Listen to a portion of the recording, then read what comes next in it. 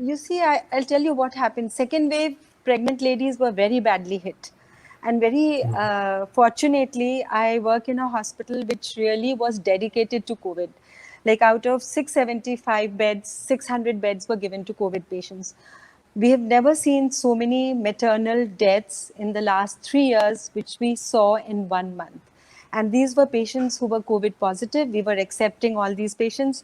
Our own book patients were delivering in a small facility which Gangaram has by the name of Colmet Hospital.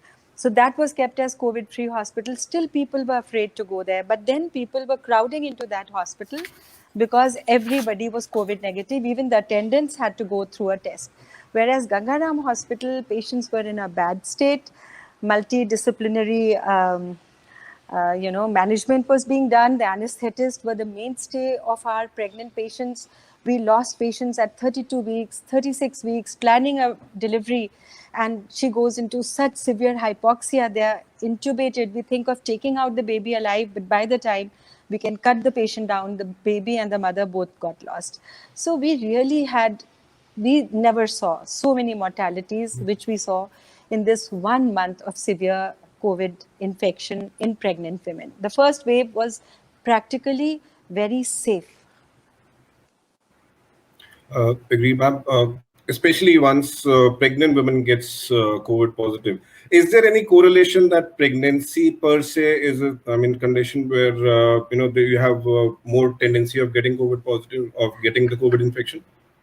No, experts have found that whether the woman is pregnant or she is not pregnant, the circumstances for her to get pregnant are more important. Whether she gets the circumstances for her to get the infection have to be there.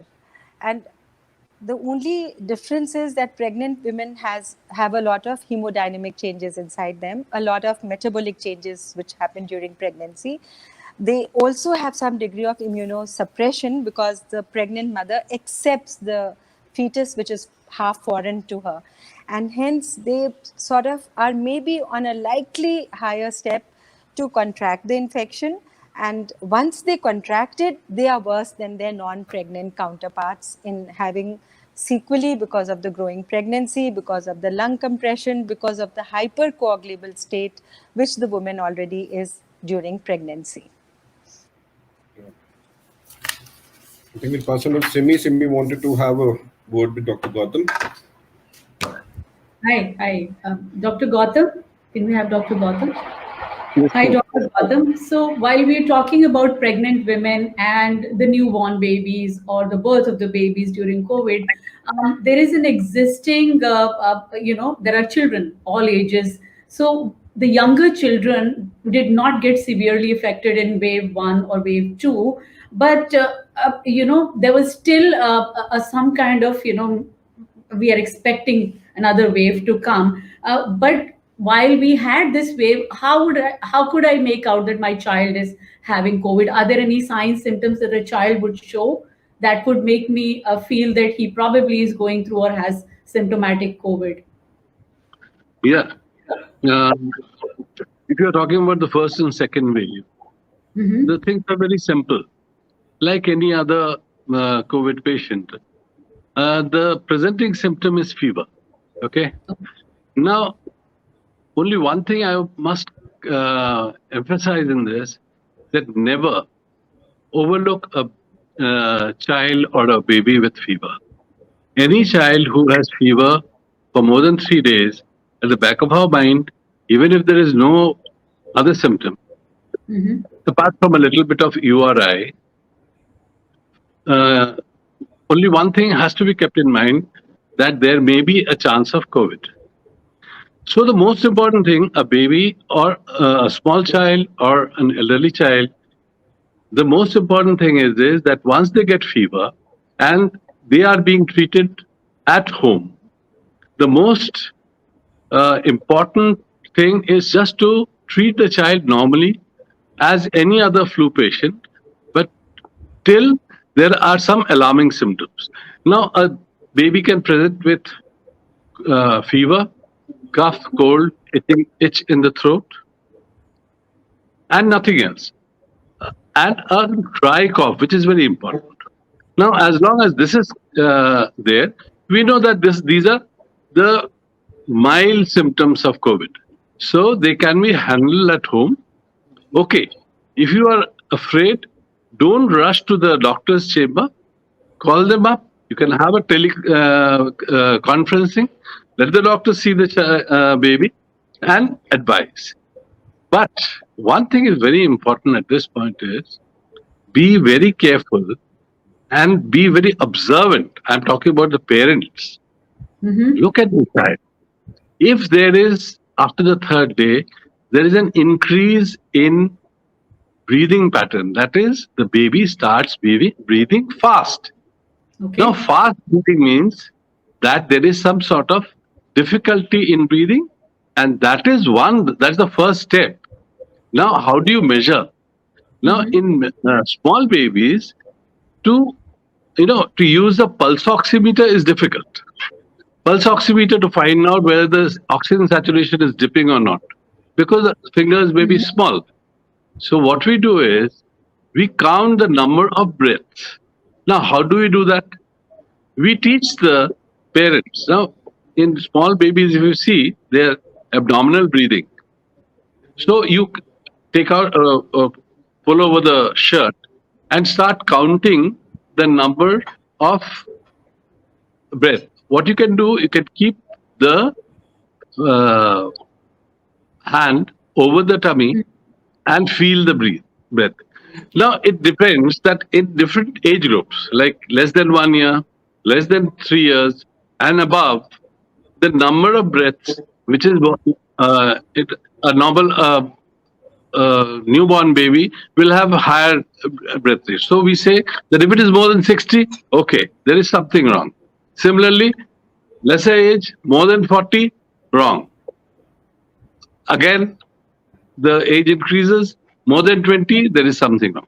So once we know that there is some sort of difficulty in breathing, and along with that, sometimes the next stage, where they go into that difficulty in breathing in the form that there is a little grunt, and there is a retraction of the chest wall, we know that the child is sick, and this is the time when we put them into the moderate and severe degrees, and here comes the time when the child or the baby has to be transferred to the hospital for hospital care. Thank you, Gautam. Thank you. That was very, very informative.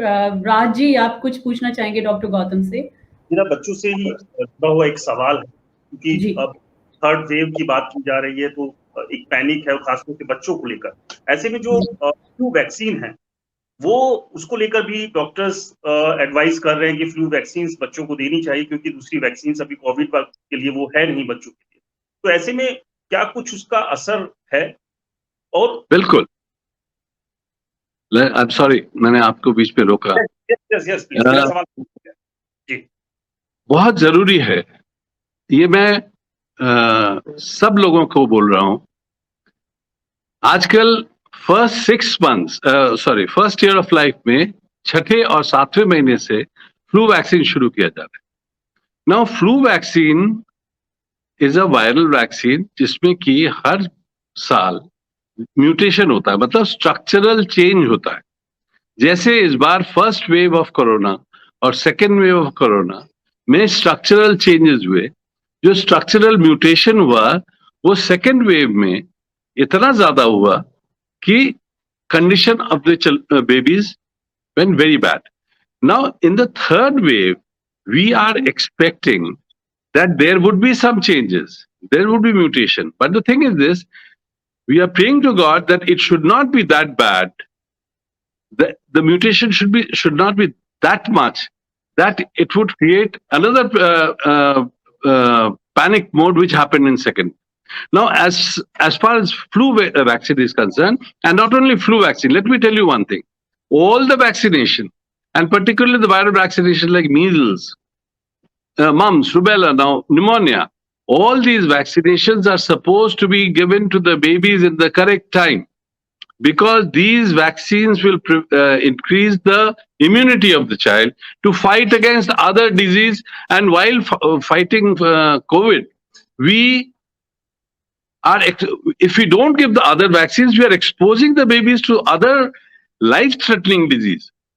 That's why flu vaccine is another vaccine which is given 2 times in the first year, and every year, because the mutation in the flu virus is so much that every year the vaccine has to be given.